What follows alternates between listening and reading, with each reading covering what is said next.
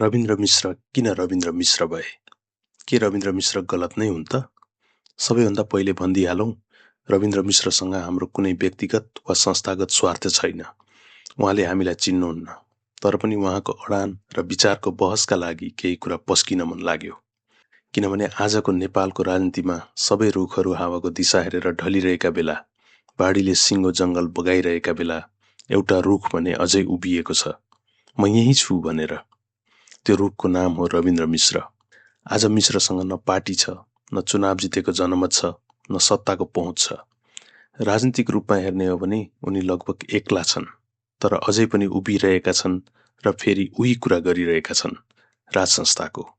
अचम्म लाग्छ, किन रविन्द्र मिश्र भए होलान्? पढे लेखेका मान्छे पागल हुन्छन् भन्थे, त्यस्तै भएको हो कि? के बुटी खुवाएका छन् राजाले उनलाई? के छ यस्तो सम्बन्ध? कुनै व्यक्तिगत स्वार्थ छ कि उनले हामीले नदेखेको, थाहा नपाएको केही कुरा थाहा पाएका छन्?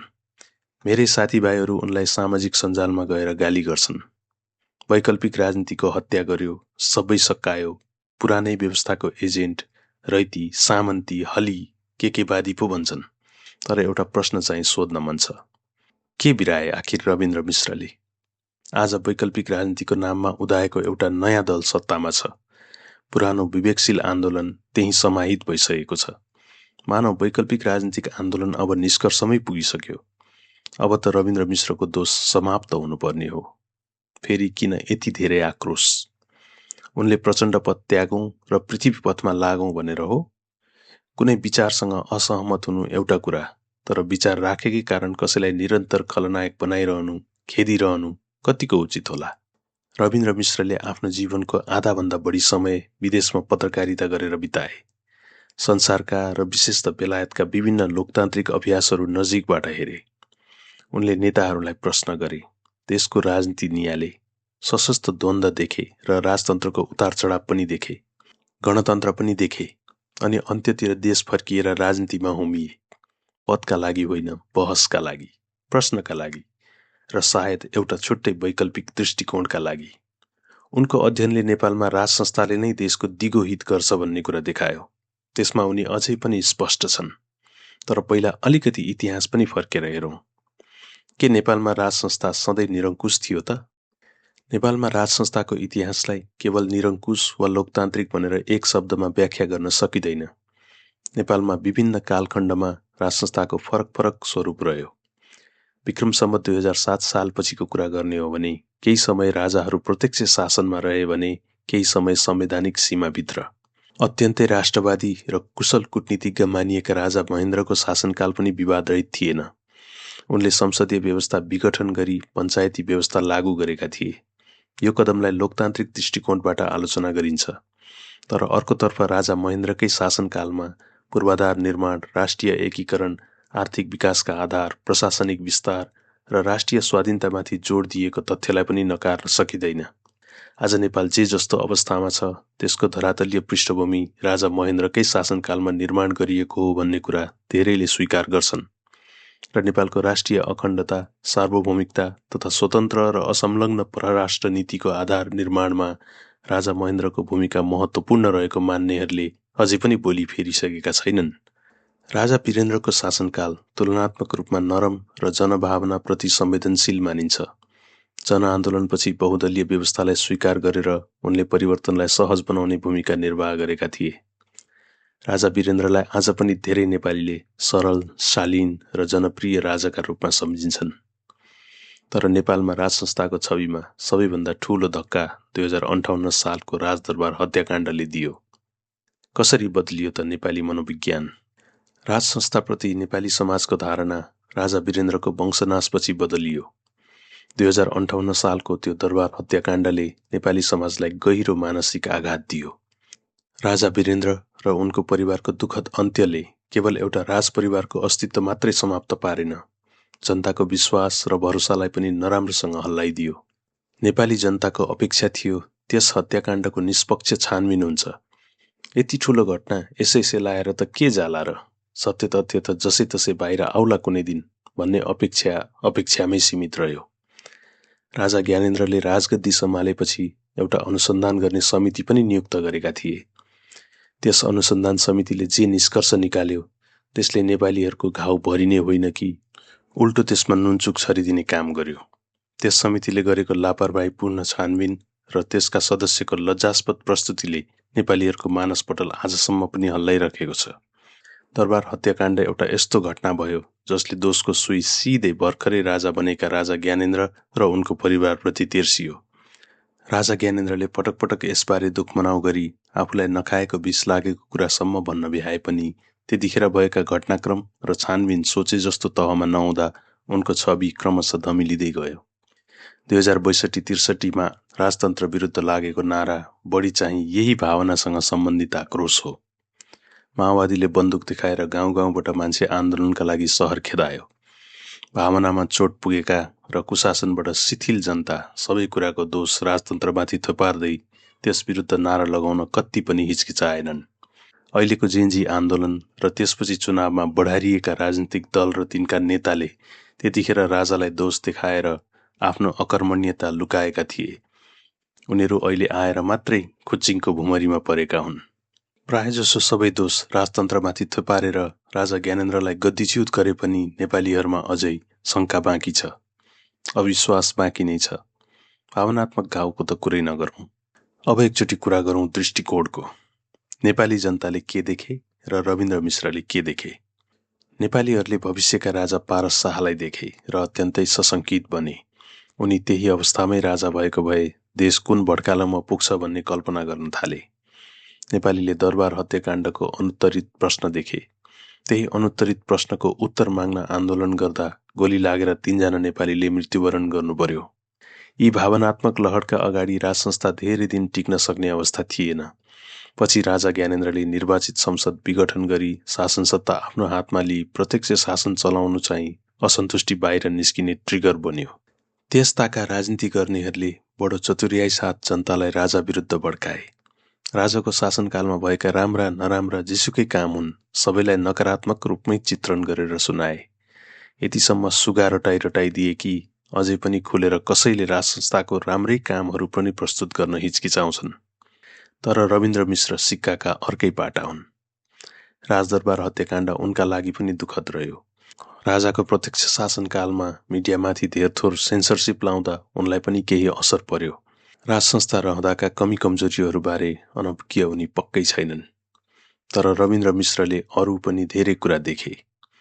उनले लगातार बन्ने र ढल्ने अस्थिर सरकारहरू देखे। राष्ट्रिय हितभन्दा दलगत हित ठूलो भएको देखे।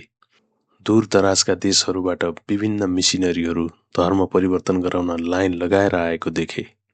कमजोर कूटनीति देखे। बाहिरी प्रभाव बढ्दै गएको देखे। जातीय, क्षेत्रीय र सामाजिक विभाजनले देशको सामाजिक, राजनीतिक र आर्थिक अवस्था जटिल बन्दै गएको देखे। उनले राष्ट्रिय पहिचान र देशको हितको रक्षा राजनीति गर्ने दलहरूबाट मात्रै सम्भव नभएको देखे।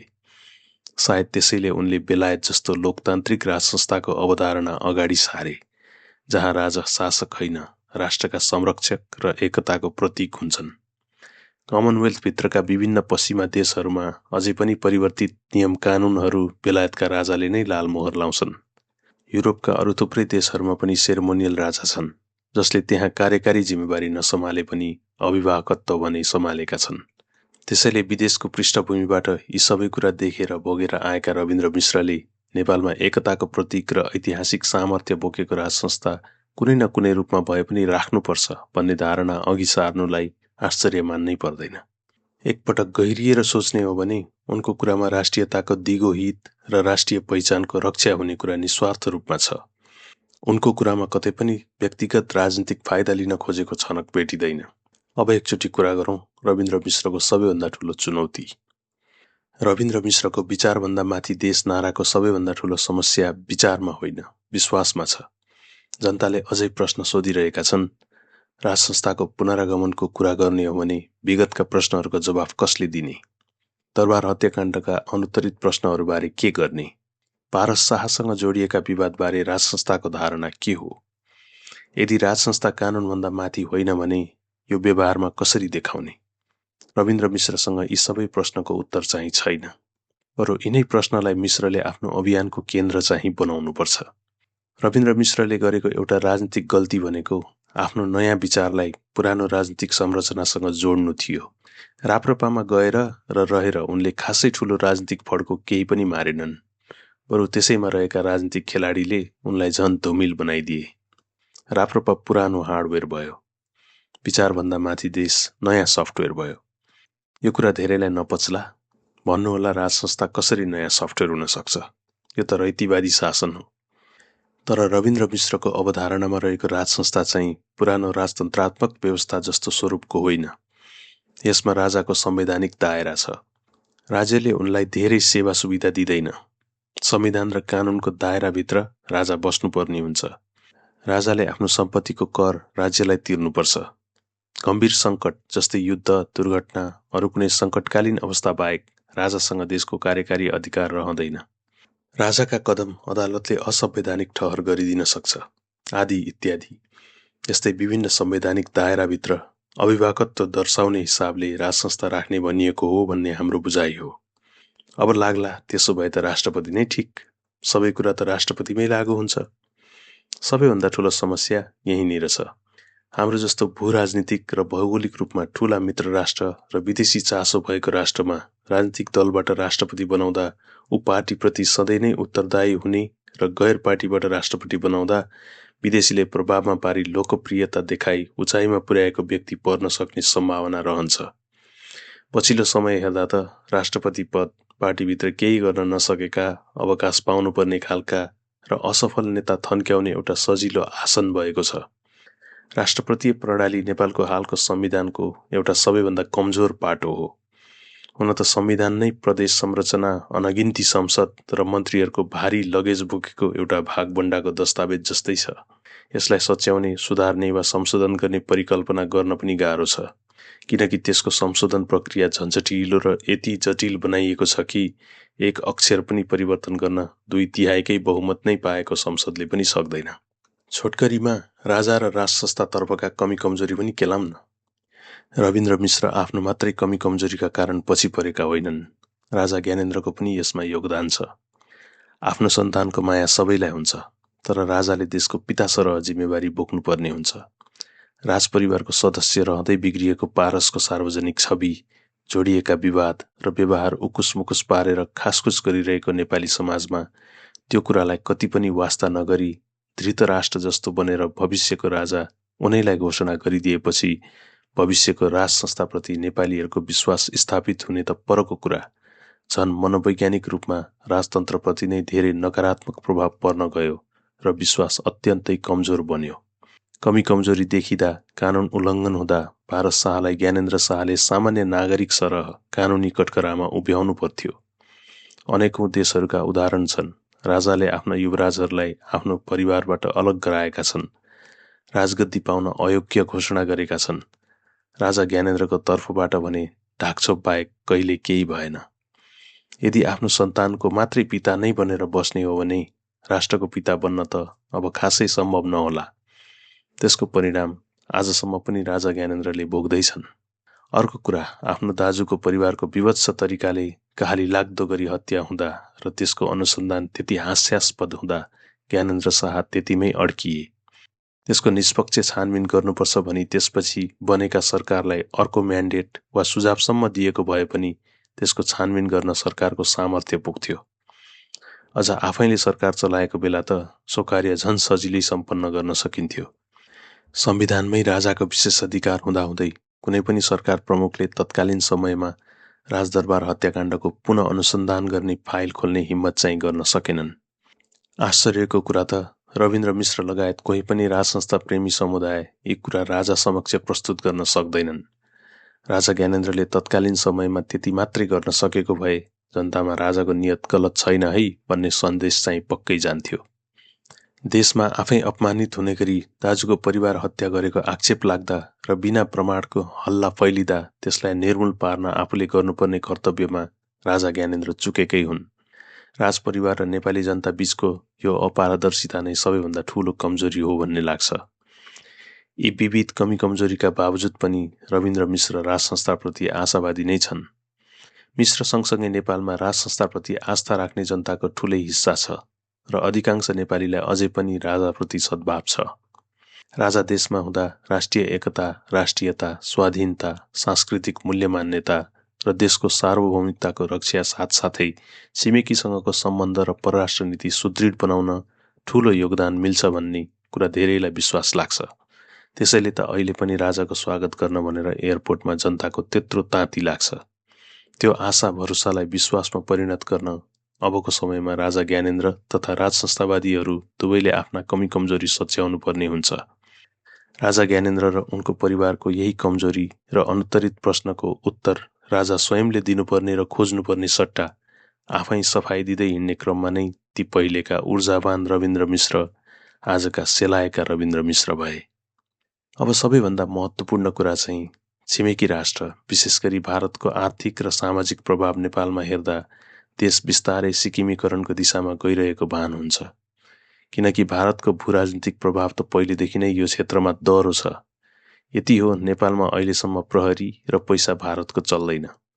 त्यसबाहेक राजनीतिमा पहुँच, आर्थिक योगदान, सांस्कृतिक तथा धार्मिक प्रभाव, आर्थिक सहयोग लगायत नेपालमा भित्रिने नुनदेखि सुनसम्ममा भारतकै प्रभाव र पहुँच छ।